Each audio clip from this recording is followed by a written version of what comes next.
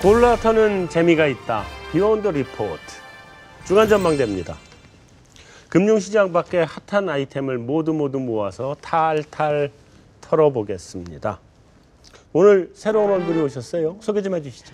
안녕하세요. 저 신영증권에서 채권 전략을 맡고 있는 홍정혜입니다. 안녕하세요. 제 친구예요. 미모의 채권 애널리스트. 아니 보통 잘 친구들을 부탁드립니다. 데리고 나올 때는 자기보다 못생긴 사람 데리고 나오는 법인데 네. 자기보다 이쁜 친구 데리고 나왔네? 그런 걸 보고 데리고 온 것 같습니다. 아 미모만 보고? 미유상종이라고. 네. 그래 이제 큰일 났다. 야 우리도 패거리 좀 짓자. 그래요. 타도 대상입니다. 아 미치겠네. 자 22 하죠. 22가 추가 부양책 뭐 발표한다고 지금 그래서 유럽이 지금 뭐 지난주인가요?부터 굉장히 지금 기대를 하고 있던데 유럽이 그렇게 좀 확정적인 정책으로 가면 우리나라의 외환 시장에는 어떤 영향이 와요? 양방향 영향이 다 있을 수 있을 것 같은데 일단 달러 강세 쪽으로 가기 때문에 원화에는 약세 압력을 줄 수도 있는데 일단 이제 뭐 미국도 어쨌든 간에 저금리를 상당 기간 유지한다고 얘기를 했고 22까지 돈을 풀어주면 아무래도 다시 좀 뭐 아주 작은 유동성 장세를 좀 기대해 볼 수 있지 않을까 그러면서 신흥국으로 돈이 들어오고 원화도 좀 강세 압력을 받을 수 있지 않을까 그래서 저는 후자 쪽의 영향이 더 크지 않을까 생각합니다. 원화 강세 쪽으로? 예. 그 채권 우리나라 채권 시장에는 뭐 영향이 좀 있어요? 과거에는 유럽 중앙은행이 어떻게 하는지에 따라서 우리나라 뭐 한국은행이 뭐 정책을 유럽 중앙은행이 인상하면 따라 인상했고 이제 이런 모습을 좀 보여주긴 했는데 지금 현재 상황은 우리나라 경제 지표 자체가 좀 좋아지고 있는 상황이고 물가도 낮은 수준이긴 합니다만 그래도 올라가는 추세여서 뭐 유럽 정책 금리 인하가 있고 그렇다 하더라도 우리나라 정책에는 크게 영향을 미치지 못하지 않을까 이렇게 좀 봅니다. 우리나라 국채 시장에서는 유럽이 굉장히 큰 손 아니에요? 뭐 요새 최근에 좀 많이 사긴 했습니다. 프랑스, 스위스, 노르웨이 이런 데들이 좀 많이 샀는데요. 네. 예, 여전히 우리나라에서 큰 손이다라고 하면은 뭐 미국이랑 룩셈부르크 그것도 뭐 그쪽이라고 볼 수 있습니다만 룩셈부르크, 뭐 중국 이런 쪽 보시면 될 것 같습니다. 그러면 이거 우리나라의 영향은 상대적으로 좀 제한적이다. 예, 좀 그렇게 보고 있습니다. 거기는 뭐 할 말 없어요? 예, 제한적인 것 같습니다. 예. 뭐 덧붙이자면은 원래 우리나라 국채가 외국인들한테 이제 어떤 매수 대상의 어떤 자산으로 등장하기 시작한 건 최근 몇 년 일이거든요. 그 전까지는 이거 이머징 통화로 표시된 국채이고 가끔 한 번씩 외환 위기를 일으키면서 이제 지급 불능 상태에 빠지는 나라의 그 국채이기 때문에 디스카운트를 많이 했습니다만 아예 손을 안 댔죠. 사실 디스카운트를 한 게 아니라. 근데 지금은 금융 환율 경상수지 흑자가 너무 많이 나다 보니까 그 약점을 그게 막아주고 있는 거죠. 보완시켜주고 있는데 금리는 상당히 좀 매력적인 금리라고 볼 수 있으니까 외국인 입장에서는 한국 채권을 계속 사들어가는 그런 모습들이 앞으로 계속 이어지지 않을까 하는 생각이 듭니다. 현재 금리, 우리 금리 네. 어떻게 할 것 같아요? 우리나라 금리가 뭐 정말 안 움직이고 있거든요. 이게 예전에는 오래됐죠? 예전에는 저희가 이제 주간 시황 리뷰 이런 거를 이제 쓸 때 뭐 한 2, 3bp 하루에 뭐 2, 3bp 움직였다 그러면은 뭐 보합, 약보합, 강보합 이렇게 썼는데 요새는 이제 하루 종일 장을 보면서 너무 강하다, 이게 진짜 너무 강하다 했는데 한 1.2bp 내려가고요. 그러니까 이 폭 자체가 상당히 줄어들었습니다. 그렇죠. 근데 이렇게 안 움직이는 장이 온 이유가 정책 금리 인상은 상당히 좀 많이 시간이 필요하고 근데 채권을 사고자 하는 사람이라든지 돈이 남는 사람은 너무 많고 수급은 우호적이고 정책은 이제 악재로 작용할 것만 남아 있고 요 두 가지 사이에서 지금 계속 못 움직이고 있는 상황이다 이렇게 좀 보는데요. 그 상황이 계속 유지가 되지 않을까 이렇게 봅니다. 그럼 이거 좀 움직이려면 한국은행의 금리 좀 올려줘야 되겠나? 인하하든지. 네, 뭐 한국은행이 좀 빠르게 네. 빠르게 좀 금리의 변화를 주면 이제 시장도 좀 바뀔 텐데. 네. 한국은행이 금리의 변화를 준다 그러면 언제쯤이고 그리고 네. 또 어떤 방향일지 상방향일지 하방향일지 어떻게 보세요? 저희가 사실 정책금리 옮겨야 정책 금리가 좀 움직여야 이제 시장 금리가 움직일 거다 이렇게 얘기를 하면서 저희의 그 정책 금리 움직이는 시점은 내년 2, 4분기로 보고 있거든요. 올해는 그러니까, 없다. 예, 올해는 계속 동결일 거다 이렇게 보는데 올해는 동결이다. 예, 경제 지표는 확실히 좋아졌습니다. 뭐 GDP 같은 경우에는 뭐 제가 실제적으로 느끼고 있지는 않습니다만 GDP 같은 경우에는 뭐 0.9% 올라가고 이제 이런 상황이기 때문에 경제 지표는 좋아졌는데 경제 지표, 경제 회복 속도가 빨라지는 것만큼 물가가 따라가지 못하고 있는 상황이라 물가가 딱히 높지도 않고 자산 가격이 크게 급등하지도 않고 뭐 아니면 대출이 크게 증가하지도 않는데 한국은행이 뭐 선제적으로 정책금리 인상할 그런 상황이 오겠느냐 뭐 이렇게 좀 생각을 하고 있고요.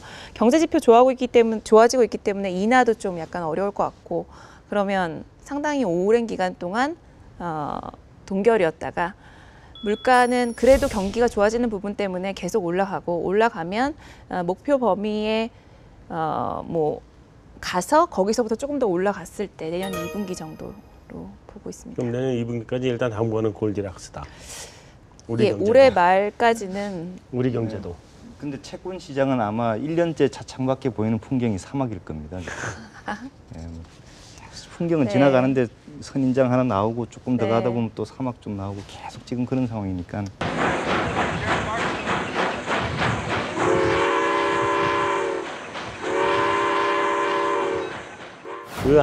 외환 시장 1020원 지키는 거예요? 계속 들어와요? 지금 정부가? 조금씩 들어오고 있긴 하는데 사실 최근 지지력은 개입이라기보다는 달러 강세 영향이 좀 있었거든요. 예, 일단 네, 어쨌든 간에 좀 속도 조절을 하기 위해서 계속적으로 개입을 할 것 같기는 한데 이렇게 6월 달에 수출 좀 잘 될 것 같고 그다음에 외국인 자금 계속 들어오면서 좀 추가적인 하락 압력이 있지 않을까 그렇게 생각을 하고 있습니다. 두 가지만 추가적인 질문. 첫째는 그 달러가 강세로 가는 특별한 이유가 있는지. 제일 중요한 거는 이제 유로가 약한 것이 달러 지수 올라가는데 제일 큰 영향을 준 것 같아요. 예. 두 번째 질문. 우리 시장에서 1020을 하방으로 지금 보고들 있어요? 아니면 시장에서는 일단 보고 있죠. 당국이 1020을 테스트하겠다고 생각들을 하고 있어요? 해보려고 하고 5월 30일 날은 또 10원대까지 빠지기도 했었거든요. 오늘도 마찬가지고 시도는 계속 있을 것 같고 당국은 여러 가지 방법으로 뭐 공기업 결제 수요를 유발을 시키던지 어쨌든 간에 좀 지지력을 제공을 여러 가지 하려고. 틀어막고 있다. 예. 미국 대통령이 툭하면 이 사람 얘기한다네. 21세기를 통틀어서 가장 훌륭한 책이라면서 극찬을 이게 사실은 트레이딩이 굉장히 중요한 거고요. 지금 우리가 보고 있는 이 저성장과 저물가와 저금리와 원화 강세 압력 이거 다 여기서 자, 메인 토크 들어가겠습니다. 오늘은 이제 피케티 열풍입니다. 피케티 열풍이 우리 금융시장에 어떤 시사점을 주느냐 뭐 이런 건데 사실 나도 이런 거 한번 해보고 싶었어. 다들 맨날 갖고 나서 이렇게 보여줘가면서 하는데 나도 한번 해보고 싶었어. 그래서 준비를 한 게 캐피탈 In the 21st Century 21세기의 자본.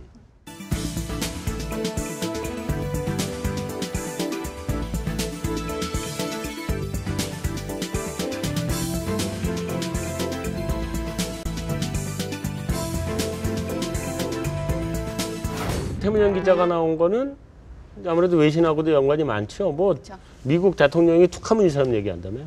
뭐 그렇다고 하더라고요. 뭐 네. 미국뿐만 아니라 워낙 세계적으로 이슈가 되고 있는 것 같아요. 그래서 저도 같이 나왔습니다. 뭐 세금 좀 인상을 해야 된다거나 뭐 이러면 이 사람 얘기 들어가면서 이 사람이 그랬다 뭐 이러고. 뭐 강력한 지원군이 되나 본 것 같은데요. 그러니까 말이에요. 어느 정도나 지금 외신의 반응이 어느 정도 그렇게 인기예요? 막 엄청 인기. 미국뿐만 딴 데도 다 그래요? 그 단어 특히 미국에서 이제 아무래도 심한데 뭐 락스타라고 표현을 하더라고요. 대형 신인 이 정도로 보면 될 것 같아요. 뭐 그냥 셀프리뷰 센터에서도 이 책에 대한 소개를 해놨더라고요. 왜 이렇게 이슈가 되는지에 대해서 페이퍼를 통해 가지고 왜 그런지 이 책의 내용이 어떤지 막 그렇게 소개를 하기도 하더라고요. 지금 여의도 증권가에서 물론 이제 자본주의 최첨단이기 때문에 누구보다도 그 정부의 규제라든가 뭐 소득 분배에 관련된 어떤 규제 이런 것들 싫어하는 게 증권가이기는 합니다. 근데 최근에 증권가에서 많은 사람들 중 뭐 많은 사람들이라고 하면 좀 어폐가 있습니다만 상당한 사람들이 이런 유의 어떤 그 기존의 방식으로 계속 가다가는 결국 공멸한다는 그런 인식들이 점점점 번져나가고 있는 것도 사실입니다. 그래서 우리 자본시장과 우리 경제의 성장, 지금 우리가 지금 2년째 뭐 2%, 3%, 3년째인가요? 이렇게 성장률이 지금 바닥에 딱 들어붙어 있는 상태에서 이게 왜 이런지, 이게 단순히 사이클의 문제인지 아니면 뭔가 근본적인 문제가 있는지 한번 되짚어 볼 수 있게 하는 굉장히 중요한 그 시사점을 준다고 저는 생각합니다. 여보세요. 지금. 우리 시사점은 원래 보통 제일 뒤에 가서 얘기하는 거야. 근데 시작부터 얘기하고 시작하면 시사점이 어떡해. 크다라고 이야기하고. 시사하는 바가 크다? 예. 앞으로 얘기하겠다? 맞습니다. 누가 소개하고 넘어갈까? 한번 토마 피케티 교수 한번 소개 좀 하고 들어갑시다. 네, 일단 그 제가 뒷조사를 좀 해왔습니다. 좋아요. 우리 뒷조사 이런 거 좋아해요. 우리. 뒷조사긴 한데 인터넷에 다 공개된 뒷조사라서 뭐 굳이 뒷조사 정보의 95%, 99%는 다 인터넷에서 나옵니다. 요즘. 국가 정보도 인터넷에서 다, CIA도 인터넷에서 다. 아주 조금만. 예, 아주 조금만. 휴민트로. 예, 1971년 5월 7일생이고요.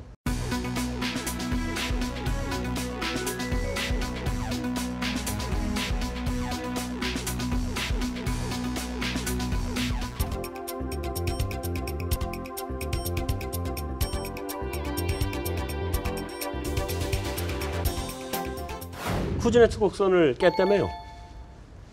그렇죠. 예, 쿠즈네츠 곡선. 쿠즈네츠가 뭐 한 사람이에요? 노벨상 받은 건 아는데. 예, 그 경제학자죠. 네, 노벨상 받았고. 쿠즈네츠 곡선을 먼저 이제 말씀드릴게요. 그건 쿠즈네츠가 1950년대 이제 한 얘기인데요.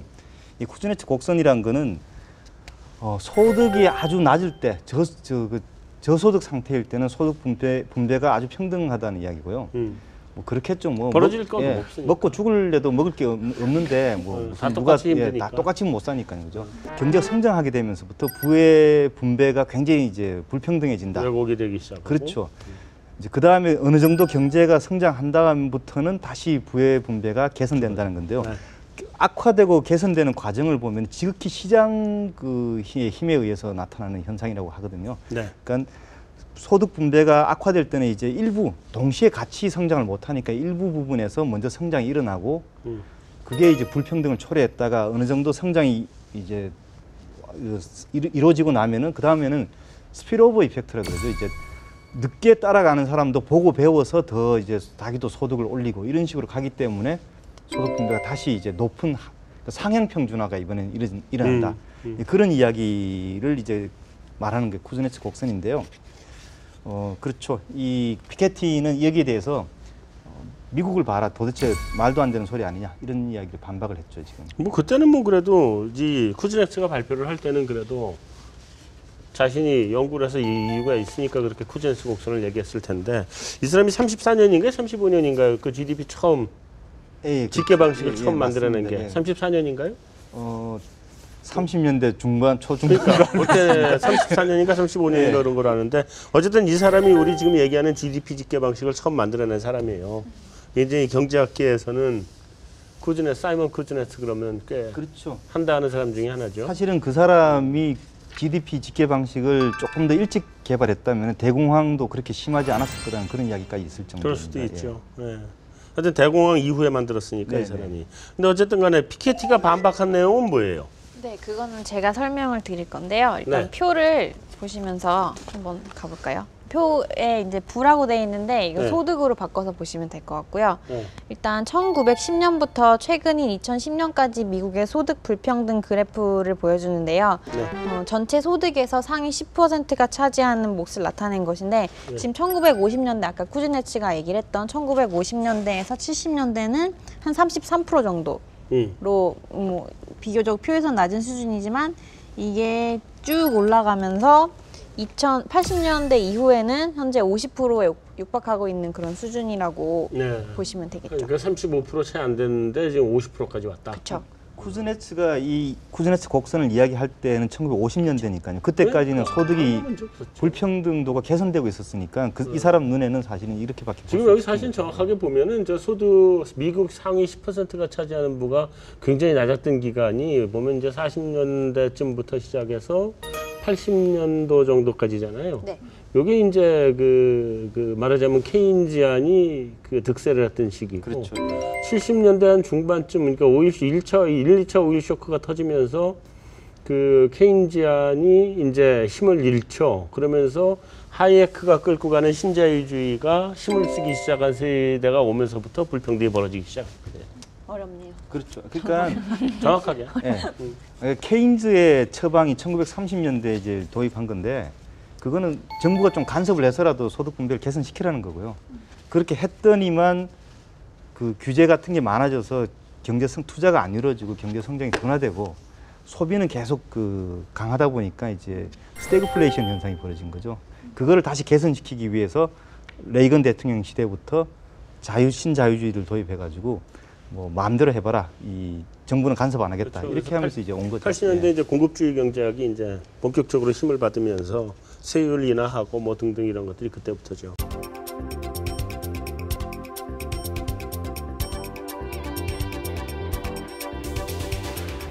자, 피케티가 그 불평등의 원인이라고 지적한 것은 뭐였죠? 그게 이제 이 피케티 책에서 쟁점이라고 할 수 있는데요. 이건 부등식으로 설명을 드릴 수가 있어요. 네. R이 G보다 크다. 그런데 여기서 R이 뭐냐면 자본 수익이고요. 네. 자본 수익이라고 하면 뭐 배당금, 이자, 뭐 임대료 이런 기타 자본 소득을 얘기하는 거고요. 네. G는 경제 성장률입니다. 네. 그래서 자본 수익이 경제 성장률보다 높기 때문에 자산가들이 돈을 더 많이 벌게 되고 이런 그 순환이 계속 악화하면서 경제가 성장을 할수록 오히려 부의 불평등은 더 커질 수밖에 없다 이런 얘기입니다. 그러니까 R은 이제 리턴이고 G는 그로우스고. 네. 그래서 리턴이 그로우스보다 크다. 그렇죠.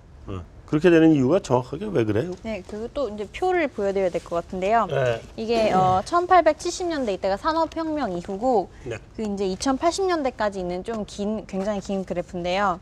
굉장히 긴 거네 진짜. 네, 산업혁명 이후에 이제 연도별로 사유 자산과 국민소득의 비율을 나타낸 그래프입니다. 1950년대 이후에는 자본가들이 몰락을 하면서 뭐 불평등이 이렇게 악화하지 않았기 때문에 뭐 사유 자산의 비율이 뭐 2~3배 정도였지만 이후에 꾸준히 증가해서 2010년에는 4배에서 6배로 상승을 했습니다. 한마디로 상속 자산이 일해서 번 소득보다 많이 늘어난다 이렇게 설명을 할 수 있겠습니다. 그러니까 이게 이제 그 우리 오늘 기왕에 이렇게 철학적으로 가기 시작한 김에 얘기를 해보면 마르크스가 그래요. 그러니까 우리가 부르주아가 있고 프롤레타리아가 있고 그 사이에 두 가지 더 있거든요. 이게 뿌띠 부르주아가 있고 룸펜 프롤레타리아가 있죠. 이건 얘기할 필요 없고 뿌띠 부르주아가 약간의 자본도 가지고 그래서 자기가 노동을 해서 벌어먹고 살아야 되는 게 뿌띠 부르주아인데 결국 이게 좀 자본주의가 발달하면 이 뿌띠 부르주아가 전부 다 프롤레타리아로 떨어진다는 거거든. 그러면서 분배가 더 불공평해진다. 맞아. 그런데 지금 요즘 세상을 보면 중간에 자본가라는 게 이제 없잖아요. 대기업가나 아니면 근로자밖에 없죠. 그리고 중간이 없어져 버렸죠, 완전히. 중소기업 살기 더 힘든 세상이 됐고 이렇게 이제 벌어지는 거죠, 어쩔 수 없어. 피케티가 바로 그 얘기를 했는데요. 네. 뭐 앞으로 이런 얘기를 했어요? 네, 85년의 시나리오를 제시했는데 나도 좀 똑똑하구나. 불평등이 더 심해진다라고 이제 방금 말씀하셨듯이 이렇게 말을 했는데 네. 뭐 금리가 오른다거나 부동산이나 석유 등 이렇게 자원의 가격이 오르면 오히려 불평등이 더 심해진다 이렇게 얘기를 했습니다. 또 뭐 피케티 이론에서 보면은 지금처럼 경제 성장률이 굉장히 낮고 뭐 안정적인 수준을 이어갈 때 격차가 더 벌어진다 이렇게 얘기를 했는데요. 네, 그게 바로 이제 85년을 내다보고 한 전망이죠. 근데 저는 사실 이 생각하고는 좀 달라요. 앞으로 85년은 소득 분배가 악화되지 못할 거라고 저는 생각해요. 네. 또 다른 또 다른 주장이 나왔다. 악화될 때는 악화돼서라는 얘기 그렇죠. 아니면 이 그림을 자세히 보면요. 이 앞에 자료가 없기 때문에 정확하게 이제 그 1910년 이전에 무슨 일이 벌어졌는지는 알 수가 없습니다만 그 당시에 미국 경제 사회의 어떤 분위기를 봤을 때는 이 그래프는 계속 악화되어 왔을 겁니다, 아마. 그렇겠죠. 예. 그러다가 자본가가 이제 계속 만들어졌죠. 그렇죠. 이게 50%에 도달하는 순간 대공황을 맞았거든요. 그다음에 지금 여기 50%에 도달하는 순간 미국 금융위기가 발생했습니다. 이게 우연이 아니라 필연이라는 거죠. 그러니까. 예.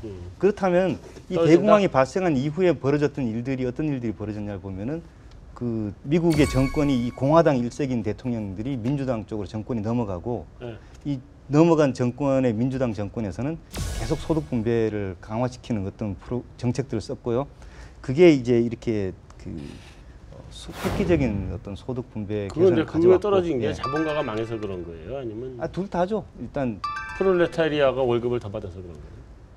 둘 다입니다. 예. 둘 다? 예, 예. 일단 이 금융위기 직후에 대공황 직후에 이제 자기 자산 가치가 엄청 깨져버리니까 거기서 한번 깨지고. 그다음에 한 가지 좀 이때 특수한 상황은 이제 2차 대전이 있었기 때문에 세금을 엄청나게 올릴 수가 있었고요. 지금 남아있는 기록에 의하면 당시 20만 불 넘는 소득 구간에 대해서는 94% 세율을 매겼다고 합니다. 그런 그 당시에 시기에 20만 불은 지금 20만 불하고는 좀 다르죠. 그렇죠. 200만 불이 넘어가는 200만 불보다도 훨씬 예, 더 예, 많을 예. 거예요. 현재 화폐 가치랑 훨씬 크긴 하겠죠. 그렇게 해서 이제 그 소득 분배를 개선시키고 1950년대 미국 중산층들이 다시 활짝 꽃을 피는 일이 벌어졌는데 그러니까 50년대가 이제 그렇죠. 중산층이 제일 예. 탄탄할 때죠. 근데 이제 그게 이제 부작용이라는 게 이제 그 소득 분배를 너무 개선을 강조하다 보니까 기업의 어떤 효율성이 떨어지고 그다음에 이제 물가가 오르는 현상 이런 것들이 나오면서 다시 바꾼 거거든요. 그러니까 네. 저는 이런 그 매끈한 한 가지 상황이 이런 일이 벌어진다고 생각 안 하고 분배를 강조하는 국면과 효율성을 강조하는 국면이 번갈아 가면서 나타난다 이렇게 보고 있고요. 지금은 우리가 이제 분배를 강조하는 국면으로 진입하는 초기 단계에 우리가 와 있지 않냐 이런 생각이 듭니다. 예. 어떤 이벤트가 터져야 된다는 정신을 차리려면 이벤트가 책도 하나의 그런 이벤트가 될 수 있지 않을까요? 자, 어쨌든 피케티 이론에 대해서 이 뭐 각자 의견들을 좀 얘기는 한 것 같은데, 자, 누진 부유세는 그래도 한번 좀 얘기하고 가야 될 것 같아, 그죠? 네, 맞습니다. 아까 그 부유세? 정치적인 해결책이 필요하다라고 전 박사님께서 말씀하셨는데요. 네. 피케티도 정치적으로 해결할 수밖에 없다 이렇게 얘기를 했는데 그 중에 이제 두 가지 대안 제시했는데요. 하나는 소득세 최고세율을 80%까지 높이자 이거였고 다른 하나는 자산에 대해서 글로벌 부유세를 매기자 이런 얘기였는데요. 이걸 보시면은 연간 소득이 50만 달러나 100만 달러를 넘을 경우 80%의 세율을 부과하자고 제안을 했습니다. 그럼 그렇게 내도 돼요? 그렇게 내면 경제가 돌아가나? 사실 그 어디서 어느 책에서 보니까요. 우리나라 기준으로 재산이 200억인가 300억 넘어가면은 사는 게 그렇게 차이 안 난다 그러더라고요. 그러니까 그 이상의 돈을 모으려고 사람이 계속 욕심 부리는 게 이제 뭐 어떻게 보면 경제 성장의 원동력이기도 하지만 또 어떻게 보면은 지나친 소득 불평등의 이제 이유도 되기 때문에 그 소득 불평등이 결국은 이 어떤 회사 입장에서 종업원들한테 충분한 어떤 급여를 뭐 주지 않는다든가 이렇게 하면서 그 종업원이 결국은 소비자이기도 한데 그 소비자들이 소비를 충분히 못 해주기 때문에 기업이 성장이 멈춰버리는 이런 악순환에 빠지는 걸 막기 위해서라도 저는 필요하다고 봅니다. 예. 네. 여기는요? 방송 분량이 나와야 된다니까. 저는 일단 그 레인지 듣고만 안에 있지 안 말고. 들어있어서 이렇게 세금을 내주시고 경제가 활성화되면 참 좋긴 하겠는데 그 세금은 안 내? 내주시고 하면서 저를 저도 못 내요.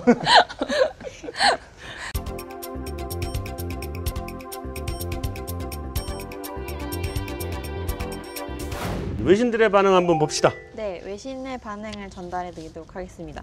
월스트리트 저널 같은 경우에는 뭐 뉴욕의 한 펀드 매니저가 서평을 기고 있는데요. 뭐 경제적 분석이 아니라 괴상한 이데올로기적 장광설에 불과하다라고 아주 혹평을 쏟아냈죠. 그럴 만도 하지. 아큐파이 월스트리트니까. 마음에 안 들겠죠. 응. 그리고 또 뉴욕타임즈 칼럼니스트는 너무 이상주의적인 정치 발상이다라고 얘기를 했고요. 이와 반대로 폴 크루그먼 뉴욕대 교수는 21세기를 통틀어서 가장 훌륭한 책이라면서 극찬을 했죠. 정확하게 뉴욕대 뉴욕 시립대. 아, 네, 교수. 뉴욕 시립대. 내가 거기서 박사했어. 아, 네. 민감하시군요. 민감하지. 정정하겠습니다. 네. 파이낸셜 타임즈 반응을 전달해 드리겠는데요. 이 파이낸셜 타임즈가 좀 특이한 게 자체적으로 분석가들을 좀 모아서 피케티 이 이론을 찬찬히 뜯어봤나 봐요. 네. 그래서 자료에 상당한 오류가 있다라면서 원천 자료가? 공격을 막 했었죠. 네. 네. 근데 이와 관련해서 피케티는 인터뷰에서 FT의 비판이 터무니가 없다. 왜냐하면 자기 자료가 불완전할 수는 있었겠지만 그렇다고 해서 자신의 결론이 바뀌진 않는다. 오히려 최신 자료를 보면은 오히려 자기 주장을 더 강화할 것이다라고 얘기를 했죠. 그래요. 이게 보면은 이제 뭐 그런 것들이 있어요. 그 어떤 통계든지 다 누구든지 다 통계를 가지고 얘기를 하는데 그래서 내가 통계를 이렇게 봤더니 이렇게 내 말이 맞다 이렇게 주장을 하거든. 근데 이제 어떤 통계를 쓰느냐에 따라서 결론이 나요. 그래서 전민규 박사도 뭐 주장할 수 있겠지.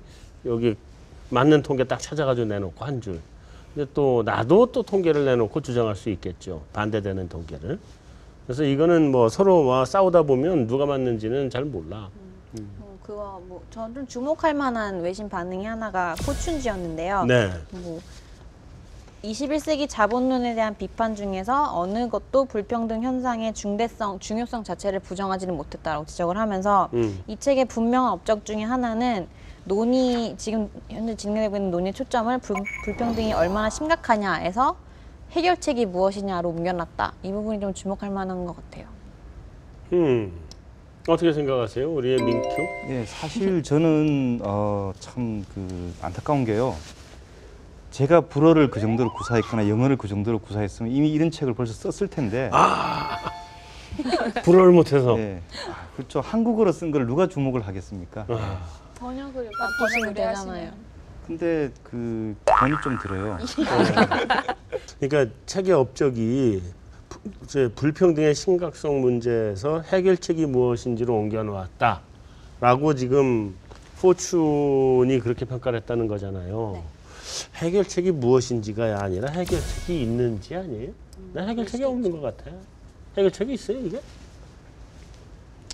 있겠죠. 1930년대도 해결했으니까 뭐 지금도 해결을 하지 못. 전쟁에는 궁금한 게 모를까? 그 시대에는 좀 저항 같은 게 없었는지 색은 그렇게 말도 못하게 셌죠. 그때도 사회복지제도를 만들려고 하니까 공화당에서 이거 사회주의다 위헌이다 해서 위헌 소송을 내가지고 상당히 많이 방해했습니다. 근데 지금도 마찬가지 비슷한 분위기죠. 근데 뭐 이제는 더 이거를 더 해결을 안 하고 넘어가기가 상당히 힘든 시점이 아닌가. 왜냐하면 소비자를 잃어버렸거든요. 맞습니다. 소비자가 없어진 상태라 사실 저희가 금리가 못 올라간다라고 이제 전망을 자꾸 하는 이유도 사실 금리가 올라가려면 내수가 회복되든지 아니면은 뭐 금리가 올라가려면 뭐 막말로 뭐 집 살려고 하는 사람들이 많아지든지 대출을 받아서 어디 투자하려고 하든지 이런 부분이 이제 돼야 되는데 성장률은 올라간다는데 집 살려고 하는 사람은 없고 그러니까 집을 살 수 있을 만큼 임금 소득을 벌어들이거나 그럴 수 있는 사람이 없고 그리고 또 기업들 입장에서도 현금 계속 쌓아놓으면서 더 투자 안 하는 이유가 사실 뭐 투자를 해봤자 소비자가 없는 상황이니까 네, 그렇죠. 그것도 못하고 그래서 이제 이거는 사실 뭐 그때 당시에도 그렇게 바뀐 그런 상황이 이제는 더 이상 그대로 갈 수는 없지 않나 이런 것 때문에 조개 주목을 받지 않았나. 네.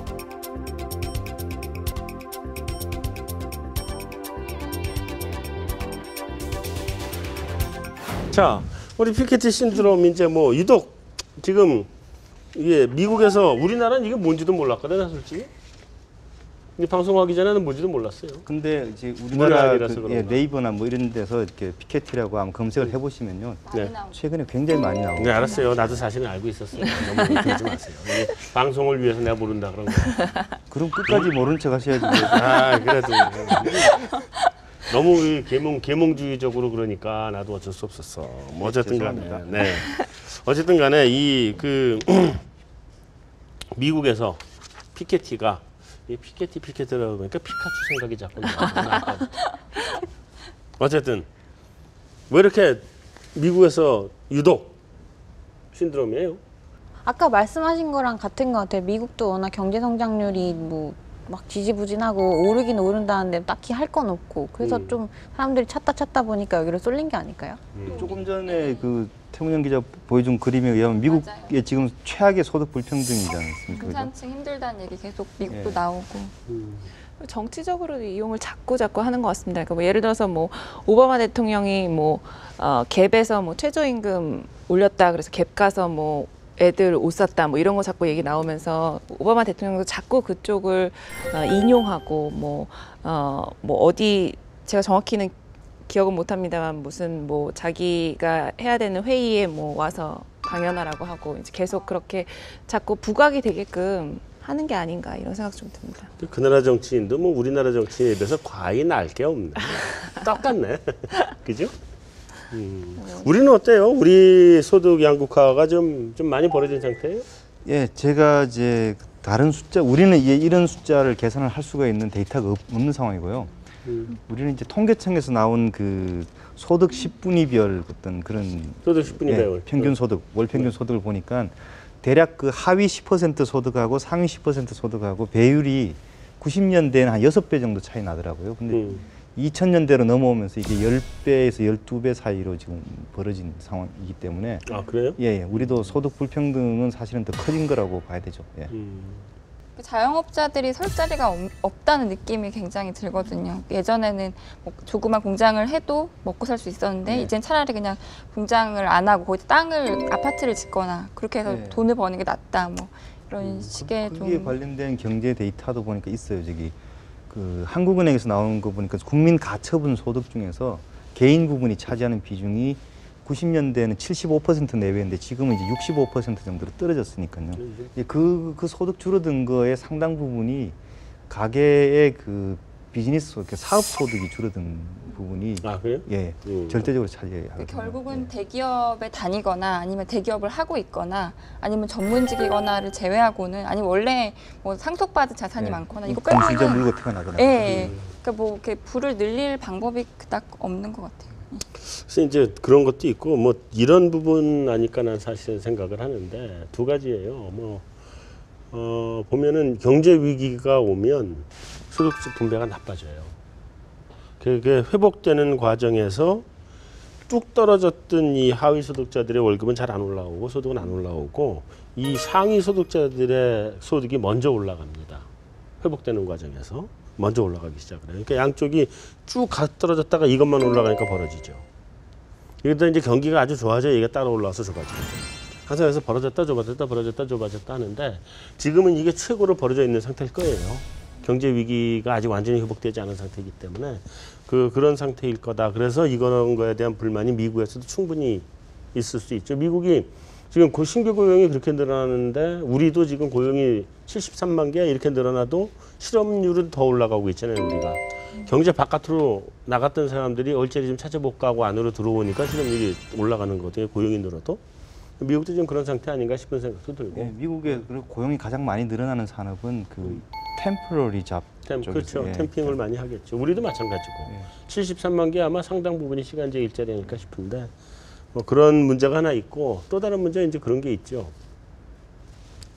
경기가 안 좋을 때 이게 같이 뚝 떨어지는데 이 떨어진 사람들이 떨어졌어도 최저한의 생활을 할 수 있는 수준이 돼주면 이렇게 불만이 안 생기죠. 근데 지금 소득이 그 밑으로 떨어져 버렸거든. 그러니까 이런 상태에서는 미국이나 우리나라 다 이런 책들이 유행할 수밖에 없는 거거든요. 아마 이거 우리나라에도 이게 신드롬은 생길 수 있을 거예요. 문제는 너무 어려워서 사람들이 안 읽는다는 게 문제지. 그래서 제 꿈이 가장 쉽게 설명해주는 경제학. 또 빨리 써. 그러니까 쓰고 난 다음에 얘기해요. 어쨌든.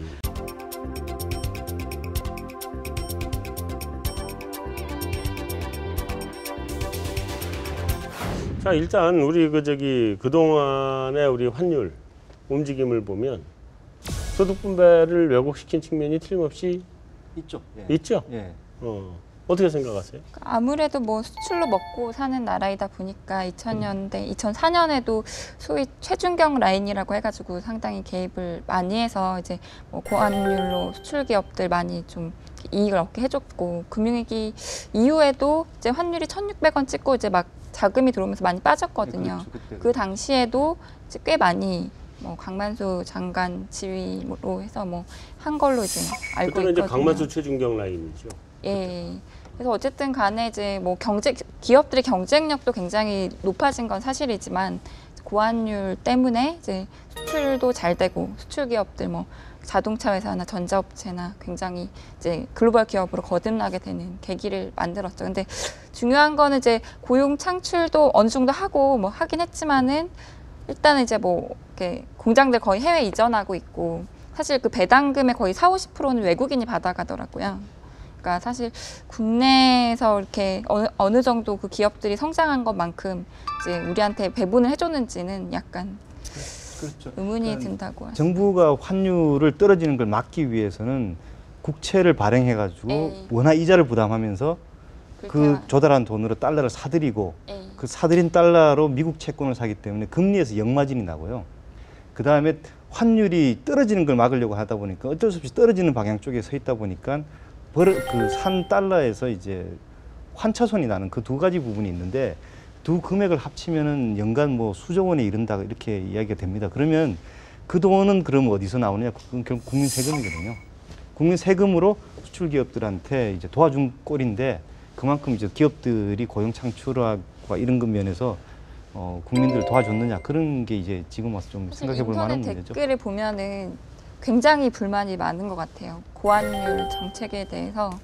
그러니까 굉장히. 이분도 좀 좌파예요. 저는 그렇지 않아요. 저는 아니 이거를 좌파라고 말씀하시면 안 되는 거예요. 아니 이런 아니 이것도 생각을 해야지. 물론 나도 그거에 문제가 있다는 거는 인정을 하는데 그리고 사실 그 문제를 많이 지적한 사람 중에 하나인데 나도 원래 지적질이 직업이니까 예. 많은데 그럼에도 불구하고 그렇게 환율 정책을 장기간 그렇게 씀으로 해서 우리 기업들이 글로벌 플레이어로 발돋움할 수 있는 계기를 가진 거는 또 사실이란 말이에요. 저도 거기에는 동감. 네. 일시적으로 가격 경쟁력이 생겨서 일시적으로 물건 하나둘 더 파는 게 아니라 그렇게 해서 그 물건을 더 팔게 됐고 그게 그 기업들의 그러니까 맞습니다. 그 예, 투자가 계속 일어나서 사실, 선순환을 만들어낸 거 아니에요? 지금 N 그치? 약세를 겁내는 이유도 사실은 근본적으로 그렇죠. 거기 근본적으로 있습니다. 그거지. N약세가 당장 우리한테 예. 경쟁 품목 거의 없어요. 지금 당장은. 근데 이제 문제는 그거지 않습니까? 또 그쪽 이야기 돌아갑니다만 그래서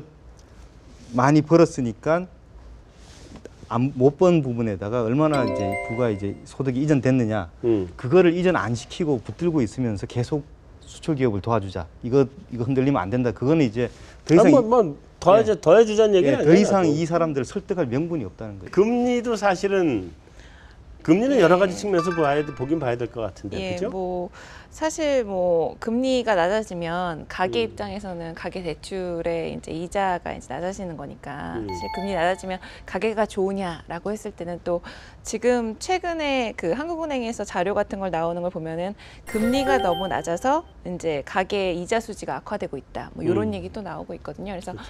금리가 딱히 낮은 게 좋으냐라고 했을 때는 가계에 어느 쪽이 좋으냐, 뭐 소득의 불평등이 어느 쪽이 좋으냐 이건 약간 좀 애매해진 상황인 것 같고요.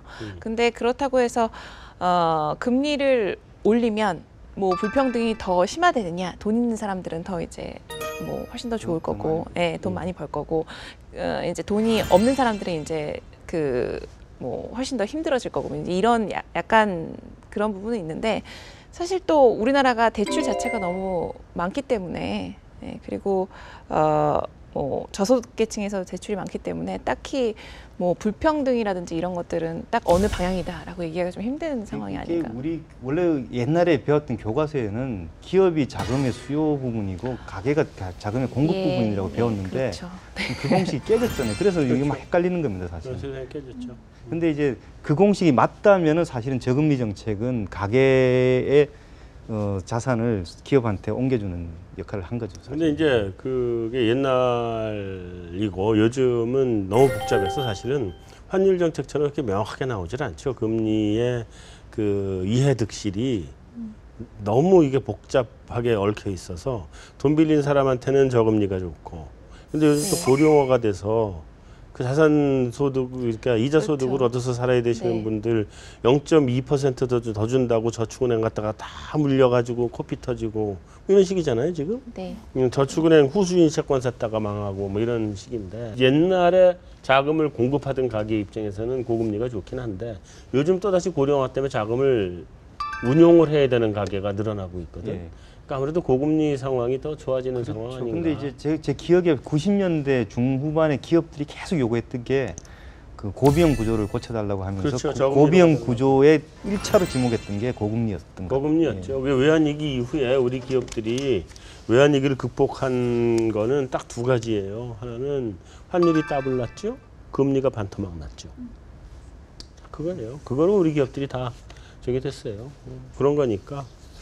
자, 우리 오늘 주제는 좀 굉장히 어려운 그러니까 우리가 얘기하는 그 노마티브한 경제학, 규범의 경제학의 분야에서 얘기를 한 것 같아요. 그 유럽의 그 영국인가요? 그 앤서니 기든스가 제3의 길을 얘기했죠. 그때 유럽에서 얘기할 때는 너무 좌파 쪽으로 가 있던 유럽 경제가 좀 신자유주의를 받아들여서 중도의 제3의 길을 찾자는 그런 거였는데, 뭐 미국이나 우리나라는 너무 신자유주의로 가 있는 게 약간 좌파 쪽으로 가서 제3의 길을 찾자는 주장을 해야 될 때가 오지 않았나. 그것이 이제 어떤 면에서 보면 아큐파이 월스트리트이기도 하고, 또 어떤 면에서는 이런 토마 피케티 이런 좌파 경제학자가 득세를 하고 있는 그런 세상이 오는 걸 수도 있고 그런 것 같습니다. 어쨌든 우리가 제3의 길을 찾아서 이런 것들이 좀 더 안정적으로 균형적으로 성장해 갈 수 있는 길을 찾아보는 게 진행될 일이고 또 우리가 해야 될 일인 것 같습니다. 오늘 마무리하죠. 여기서 여기까지 마무리. 수고하셨습니다. 네. 고맙습니다.